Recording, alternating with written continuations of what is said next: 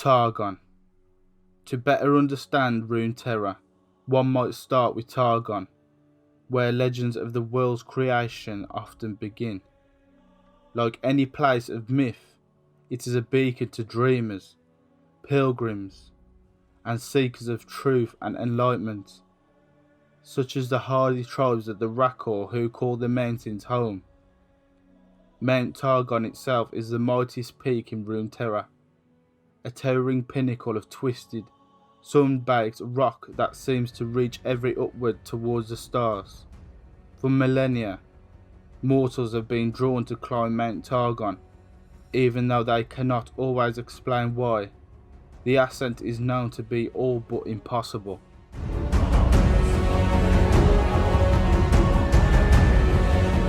Life around the mountain. The Solari. While nearly all Rakor worship the sun, those who completely devote their lives to it are known as the Solari. As the dominant religious sect on Mount Targon, the Solari believe that the sun is the source of all life. All other light sources are false and a threat to the future of their people. Disciples are guided into the strictures of their faith by temple priests, who preach that if the sun was ever to fade, the world would be swallowed by darkness accordingly. Solari warriors stand ready to fight any who would extinguish its holy light.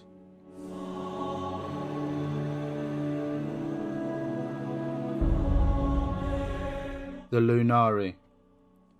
Branded by the Solari as heretics, the Lunari worship the silvery light of the moon. They practice their beliefs in secret, hiding from those who seek to rid Targon of their influence forever, even though some claim that long ago the two groups lived in peace, worshipping the heavens as one.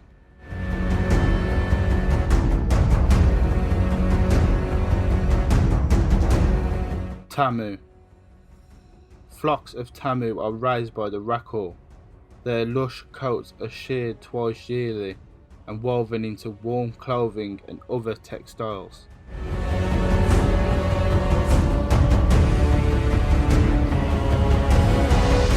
Rakor. The migratory Rakor tribes have chiseled markets, seasonal homes, and ceremonial chambers into the mountain itself.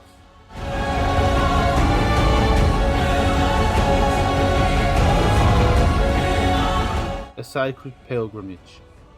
The farewell. In a sacred farewell ceremony before climbing the mountain, those beginning their ascent are celebrated.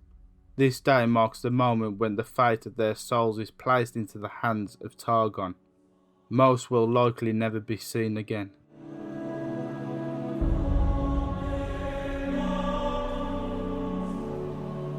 Patterns of the dead.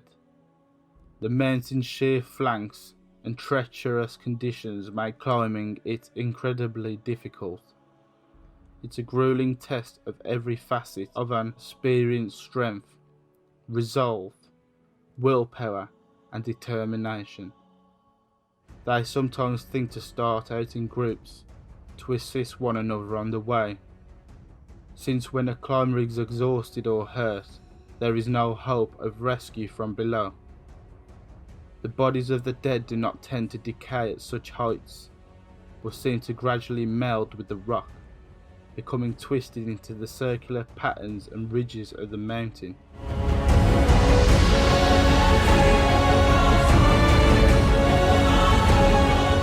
Otherworldly perils. The most dangerous thing about Mount Targon is not the incredible altitude, but the way in which it challenges the very character of each climber. The Rakor regard the ascent as the trial of an experienced spirit, as the inevitable solitude becomes unendurable and they suffer maddening, distracting visions of other times, places, and personal regrets.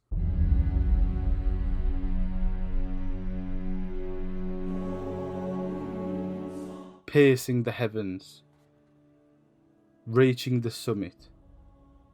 In the rare event that a mortal reaches Targon's peak, The heavens open before them in a dazzling display of cosmic aurorae. Few ever bear witness to the radiant sight, far above the cloud line and beneath the glittering stars, where it is said that timeless, godlike beings dwell in a wondrous city of gold and silver.